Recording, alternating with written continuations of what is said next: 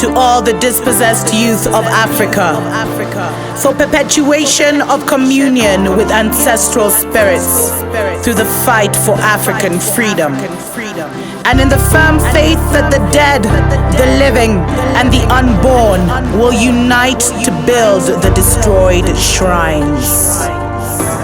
Selah. Dai family, and welcome to Wake Up Africa. My name is Dr. Mumbi Saraki. How you doing? How's everything going? I really do pray that you are well in all your ways, and that you're moving into living life very much on your own terms, family, at least in your own story, because right now every person's story has a vested interest, and unless you're aligned with the vibes of that person, then that story is supposed to be influencing you to think one way or another. But those are stories for the day. Special shout out to our Patreon family. Thank you so much for supporting us. We appreciate, love you so much. And everyone who has sent us love donations, you guys are literally sponsoring the show.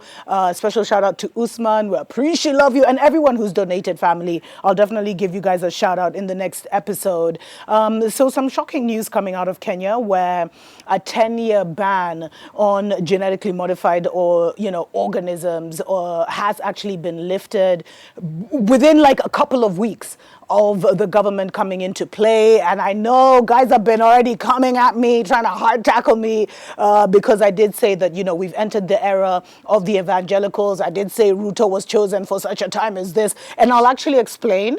I'll explain a bit deeper what I meant by that, because I've also been meditating deep on that. But let me just talk about what's really going on, family. And remember, we don't cover all the news, but on this main channel, we will be bringing you kind of a lead up, because there is going to be a great visitation, and it's coming through Kenya, and the evangelicals have been put in power so that they can prepare the nation for what is ahead. And so we are going to be kind of giving you, covering certain stories to give you from a spiritual perspective of what's really going on. So family, so disappointing, I'm telling you, where, they say it's because we're grappling with food insecurity and a quote unquote devastating drought. You know how they use these words. So they said that, the cabinet actually lifted the 10-year ban on GMOs. And they said that, open cultivation and importation of white GMO maize is now authorized, etc., etc. And they said, based on the task force that came up with recommendations. Now, if you've done your research, family, that's what I've been saying, start growing your own food. And the messed up thing about GMO is you could be doing your organic thing here, then your neighbor over there is growing, GMO stuff, and that GMO stuff will literally sterilize your little GMO thing. That's why people need to start creating barriers around their land. And obviously the physical barriers aren't enough.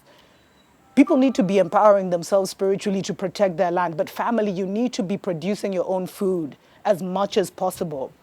Like seriously. And, so they go on about why this, Kenya needs to do this at this time, et cetera, et cetera. But this is like so much. I wish you could see how viral this has gone on Kenya's Twitter, where Kenyans on Twitter are saying this is the worst decision. He's literally leading us to famine. He's literally leading us to food shortage. And the irony is that how would a godly government agree to ungodly seeds? I mean, to an anti-God agenda. Because if you know the GMO agenda, it's very anti-God. They're putting all kinds of things in there. They're taking genes from animals and all these things. And the sad thing is, family, to be very honest, like when I was living by Mount Zion, what I realized is a lot of our farmers, because they were small-scale farmers, they already use kind of GMO products, but the difference is they're made by our labs, and it was all like, it's all vegetable, it's all vegetarian stuff. So if it's a tomato, and maybe they'll bring in something else from a potato. But what these guys are saying is like, now you can bring in animal genes. Anyway, let me not get too into that, family, but you need to understand, overstand, and understand the GMO agenda. Just go hashtag GMO if you're in Kenya. And learn from yourself, because there's excellent articles that were even written by Kenyans where they said this was an ecological disaster. This is not the way we want to be going. But for them to pick this anti-God agenda, it kind of makes you wonder. And you know what? Another thing is, family, and that I found strange is that the government, Ruto, has literally met the US government like almost 3 times. He's been like in government 3 days and he's already met them like literally every day. Like, what's up with that? Should we now stop believing the rumors that he is like a project of the divided states? Because that's how it's looking, family. Because already, he met them, I think, immediately after the elections. He talked with the congressional delegation from the divided states, led by Delaware Senator Chris Andrews Coons. And he was like, we commit to deepen relations and further partnership for the mutual benefits of citizens of 2 countries, blah, blah, blah. But what was discussed behind the scenes, family? It's the discussions that we want to know. We want the minutes from those discussions to be made public. These are the things that we should be putting into our constitutions across the continent. Anyone our governments meet with, we literally want a tape recorder and we want word for word. He said this one said that, and then people read it. We need full transparency because the deals that are being made behind the door, because what pressured our president to make such a bad decision for the country? This isn't in our best interest. And you can just read from the comments. It's not even me saying it. I have my own, I've done my research. That's what I've been saying for the longest time. Get your own little farm. Get your own little shamba. Grow your food in your backyard, the basics. And to be honest, family, if you read so anyway, let me just continue with the divided state story. So they met, like, as soon as he was elected, they came through. Then I was just reading how recently, like, I think, wait, is this the same meeting? No. He met some other guys recently, another congressional delegation from the divided states. And this one was being led, by some guy called Senator Jim Imhoff or something like that. So this is not looking good, family. Like, what is going on? The team was led by, okay, I think it might be the same meeting. But I'll check. Because I saw how they met twice, so anyway, I'll release the information there, family, and let you know. But basically, this is how you start to see foreign policies or the foreign hand of certain governments already now starting to tackle our governments and get them to make these policies that actually harm and damage us. And to be honest, this new government has been making a lot of blunders, family. A lot of blunders when it comes to foreign policy. It's like they're defaulting with the divided states. Who is siding with the divided states right now?